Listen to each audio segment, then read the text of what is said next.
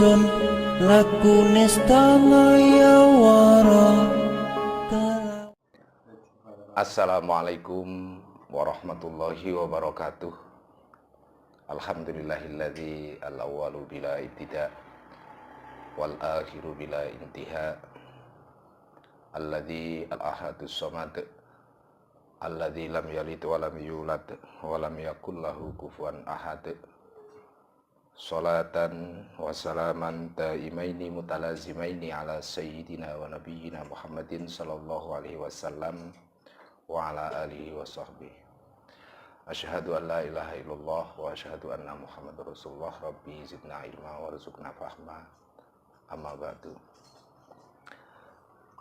Dalam kitab Matan Zubat terangkan ada makalah awal wajibin alal insani ma'rifatul ilahi bistiqoni. Pertama yang diwajibkan atas setiap manusia adalah mengenal Tuhannya dengan sebenar keyakinan. Karena tidak kenal kepada Tuhan, maka makhluk-makhluk disifati dengan sifat-sifat ketuhanan. Misalnya Tuhan dianggap bisa bergerak. Misalnya lagi makanan bisa menjadikan kenyang, mata pisau bisa melukai. Kemudian masih banyak lagi. Sesungguhnya dalam bahasa yang sederhana, pekerjaan itu dibagi menjadi dua. Pertama, pekerjaan Tuhan dinamakan taksir, yakni pekerjaan yang menjadikan yang tidak butuh kepada pertolongan. Kemudian yang kedua disebut pekerjaan kasab ikhtiar, yaitu pekerjaan yang butuh kepada alat bantu dan pertolongan. Dan kasab ikhtiar atau kudroh hatisah ini tidak memberi taksir atau tidak memiliki daya pengaruh. Puisi berikut ini saya juduli Kalau Tuhan Duduk di Kursi. Berkumpulnya dua hal yang saling bertentangan itu mustahil terjadi. Ijtima'u didain mustahilan. Karena Allah itu zat yang qadim dan kursi arsy adalah makhluk, maka Tuhan tidak bakal bersatu dengan kursi atau duduk di kursi. Ijtima'u didain mustahilan, kecuali Anda bisa membuktikan ada benda yang bisa bergerak sekaligus bisa diam dalam satu keadaan, dalam satu masa. Kalau Tuhan duduk di kursi, karya Jablut Afma al-Bagalungkoni. Kalau Tuhan duduk di kursi, boleh jadi ia menyanding secangkir kopi. Bila kopi sudah diminum, sambil merokok, lalu tersenyum, membayangkan lezatnya sarapan pagi, nasi megono, sambal terasi, pedas di lidah penuh sensasi. Saat datang siang menjelang, sayur asem, ikan asap dipecah panggang. Bila hari telah menuju senjakala, lalu malam pun tiba, makan malam menunya apa?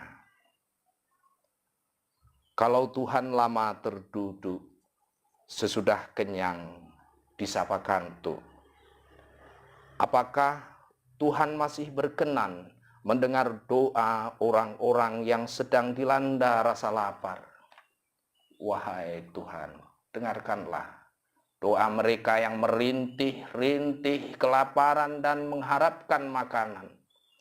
Wahai Tuhan, dengarkanlah. Dan maaf Tuhan, bukankah Tuhan tahu masih dan berjumlah sangat banyak para calon anggota dewan yang belum kebagian kursi? Bukankah Tuhan tahu di negeri kami Indonesia Raya masih berlaku anggapan suara rakyat adalah suara Tuhan? Maka sudah sepatutnya Tuhan mendengarkan suara mereka. Sebab biasanya mereka akan marah apabila tidak dipedulikan. Bukankah hal itu sesuatu yang bersifat laten? Bayangkanlah wahai Tuhan, situasi tidak terkendali, chaos pun terjadi, lalu datang agitasi, menebar provokasi, isu suksesi. Bayangkanlah Tuhan, posisi antum hendak diturunkan. Situasi menegangkan, mencekam dan meremangkan bulu kuduk. Tetapi itu pun kalau Tuhan berkenan menerima saran. Kalau tidak, hamba bisa berkata apa? Auah gelap, yang duduk pasti bukan Tuhan, pasti berhala yang diangankan. Karena situasi sudah asing dalam hal akidah, dalam hal agama, maka meskipun orang-orang sekarang itu banyak dan rajin sholat berjamaah di masjid, rajin menghafal Al-Quran, bahkan bergelar Al-Hafidh, tapi mereka tidak mengetahui apa arti makna dua kalimat syahadat. Pernyataan aku bersaksi bahwa tiada Tuhan selain Allah, Muhammad utusan Allah, itu Tuhan yang disaksikan apanya? Menyaksikannya pakai apa? Maka karena situasi yang ghoriban ini, orang mensifati yang bukan Tuhan dengan sifat ketuhanan. Misalnya dalam Al-Quran, firman a'udzubillahi minasyaitonirrajim, Ar-Rahmanu 'alal arsy istawa. Kata istawa dalam Kamus Besar Bahasa Arab itu bermakna 15, salah satu di antaranya adalah jalasa. Kalau pemaknaan istawa ini dimaknai letterlep, bersemayam, maka jelas itu salah, karena berakibat Tuhan menempat di suatu tempat, Tuhan membutuhkan tempat. Masih banyak pertanyaan yang perlu diajukan. Kalau Tuhan benar-benar duduk, yang dipakai untuk duduk apanya? Kemudian yang biasanya duduk itu bokong, itu juga berpotensi untuk bisulan. Maka kata istawa itu maknanya adalah qahara, yaitu menguasai.